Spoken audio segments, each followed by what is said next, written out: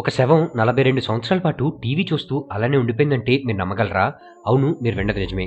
ఈ ఫోటోలో కనిపిస్తున్న అమ్మాయి పేరు హెడ్విగా గోలిక్. ఈమె 1966లో క్రొయేషియాలో తన అపార్ట్మెంట్లో టీవీ చూస్తుండగా మరణించినట్లు గుర్తించారు.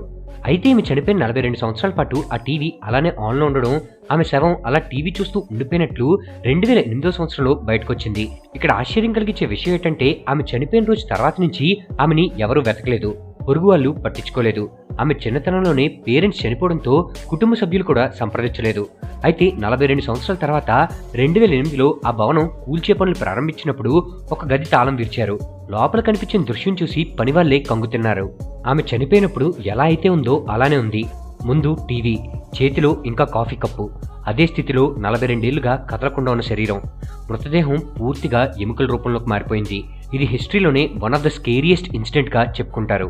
ఒకరోజు ఆకలితో అలమటిస్తున్న ఒక చిన్న కుక్కపిల్ల బుచ్చర్ షాప్ ముందు నిలబడింది. ఆ కుక్కపిల్లకి అక్కడ పడేసిన ఒక ఎముక కనిపించింది. ఇదే నా అదృష్టం అని చెప్పుకుంటూ ఆ ఎముకను నోట్లో గట్టిగా పట్టుకుని ఇంటివైపు పరిగెత్తడం మొదలుపెట్టింది. పరిగెత్తు ఒక బ్రిడ్జ్ దగ్గరకు వచ్చింది. అక్కడ ఒక్కసారిగా ఆగిపోయింది. ఎందుకంటే కింద నీటిలో తనలాగే మరో కుక్కపిల్ల, దాని నోట్లో ఇంకా పెద్ద ఎముక. ఆ క్షణంలో దాని మనసులో ఆశ చెలరేగింది. అరే, నా దగ్గర ఉన్నదానికన్నా ఆ ఎముక ఎంత పెద్దగా ఉంది అని. ఇది నేను పొందితే ఇంకా ఎక్కువ తినొచ్చు, ఇంకా సంతోషంగా ఉండొచ్చని అనుకుంది. తన దగ్గరున్న ఎముకని మర్చిపోయింది. లోభం కళ్ళు మూసేసింది. నీటిలో ఒక్కసారిగా దూకేసింది. అంతే, నీటిలోకి దూకగానే నోట్లో ఉన్న ఎముక జారిపోయింది. నీటిలో కనిపించింది తన ప్రతిబింబమే అని అర్థమైంది. కానీ అప్పటికే ఆలస్యమైపోయింది. ఉన్నది పోయింది, ఆశపడ్డది దొరకలేదు.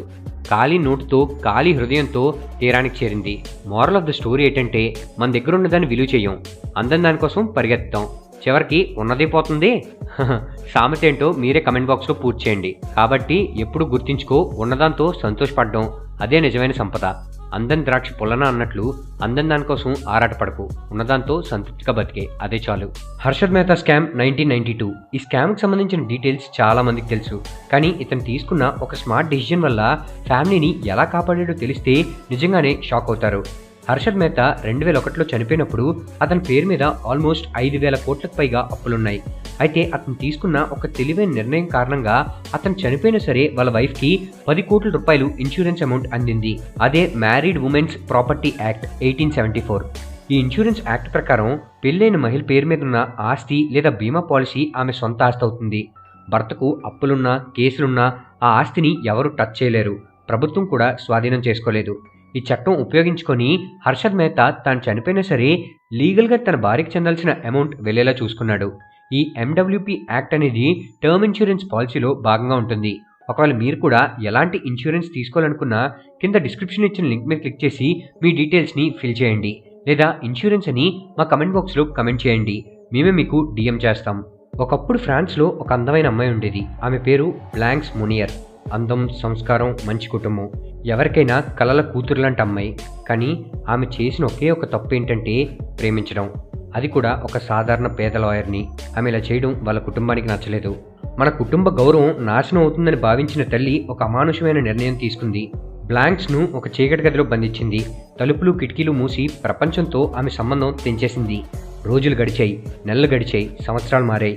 కానీ ఆ గది తలుపు మాత్రం ఎప్పుడూ తెరుచుకోలేదు. 25 సంవత్సరాలు సూర్యకాంతి చూడని జీవితం, మనుషుల మాట వినని ఒంటరితనం.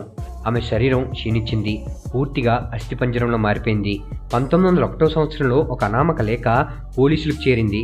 పలానా ఇంట్లో ఒక మహిళను బంధించి పెట్టారని. పోలీసులు వచ్చి తలుపులు విరిచారు. వాళ్ళు చూసిన దృశ్యం మనసుని పిండేసింది.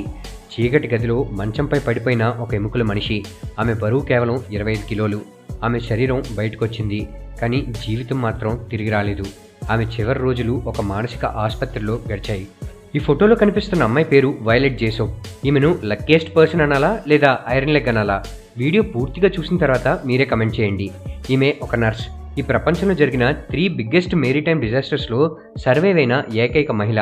అసలు స్టోరీ ఏంటంటే 1911వ సంవత్సరంలో ఒలింపిక్ అనే షిప్ ఒక వార్ షిప్ని ఢీకొన్నది. 1912వ సంవత్సరంలో టైటానిక్ షిప్ ఒక ఐస్బర్గ్ని ఢీకొన్నది. 1916వ సంవత్సరంలో బ్రిటానిక్ అనే షిప్ వరల్డ్ వార్ టైంలో ఒక అండర్ వాటర్ మైన్ని టచ్ చేసింది. ఈ 3 షిప్స్ వేర్వేరు టైమ్ లైన్స్లో ప్రమాదవశాత్తు మునిగిపోయాయి మరియు కొన్ని వేల మంది ప్రాణాలను కోల్పోయారు. కానీ ఈ 3 ప్రమాదాలు జరిగినప్పుడు వైలెట్ జేసోప్ ఈ షిప్స్లో ఉన్నది మరియు అన్ని ప్రమాదాల్లో సర్వైవ్ అయింది. ఇప్పుడు కమెంట్ బాక్స్లో చెప్పండి, ఈమె లక్కీనా లేదా ఐరన్ లెగ్గా? సముద్రంలోనే పుట్టి సముద్రంలోనే పెరిగిన ప్రజలున్నారు. వాళ్ళకి నేల అనేది పరాయి ప్రపంచం. అవును, మీరు విన్నది నిజమే. ప్రపంచంలో ఎంతో వింతైన మనుషులుంటారు. అలాంటి ఒక వింతైన సమూహం గురించి ఇప్పుడు తెలుసుకుందాం. ఇండోనేషియా సముద్ర తీరాల్లో నివసించే బజావు అనే తెగ ఉంది. వీళ్ళకి చిన్నప్పటి నుంచి పడవలే ఇల్లు, అలలే వాళ్ళ ఆట స్థలం. నేల మీద కాలు పెడితే వాళ్ళకు ఒక ఫోబియా వచ్చేస్తుంది. అత్యవసరం అయితే తప్ప నేల మీదకు రారు. ఆశ్చర్యం ఏంటంటే ఎలాంటి ఆక్సిజన్ సిలిండర్ లేకుండా కొన్ని నిమిషాల పాటు వీళ్ళు నీటిలో మునిగి ఉండగలరు. వాళ్ళని అందుకే నోమాడ్స్ అని కూడా అంటారు. సాంప్రదాయ ఈటలతో చేపల వేట, సీ లాంగ్వేజ్ని అర్థం చేసుకోవడం, అలలు, వాటి ప్రవాహాలు ఇదే వాళ్ళ జీవనశైలి. వీళ్ళ భోజనం, విశ్రాంతి, నిద్ర అన్ని పడవలపైనే. ఒక ఫుల్లీ ఓషన్ బేస్డ్ లైఫ్ స్టైల్ని జీవిస్తూ ఉంటారు. సముద్రంతో ఒక డీప్ ఎమోషనల్ బాండ్ని ఏర్పరచుకుంటారు.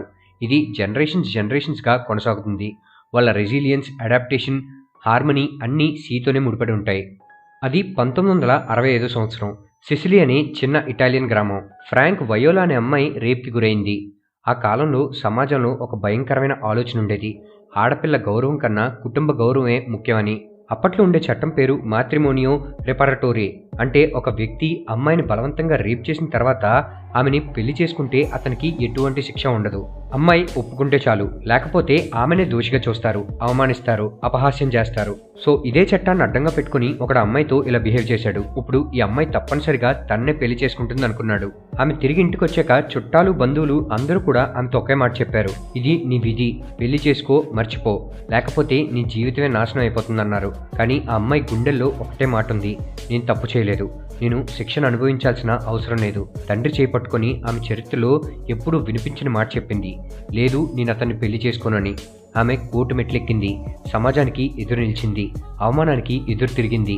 ఆమె కేవలం ఒక కేసు మాత్రమే గెలవలేదు, ఒక యుద్ధాన్ని గెలిచింది. చివరికి ఆ వ్యక్తికి 11 సంవత్సరాలు జైలు శిక్ష పడింది.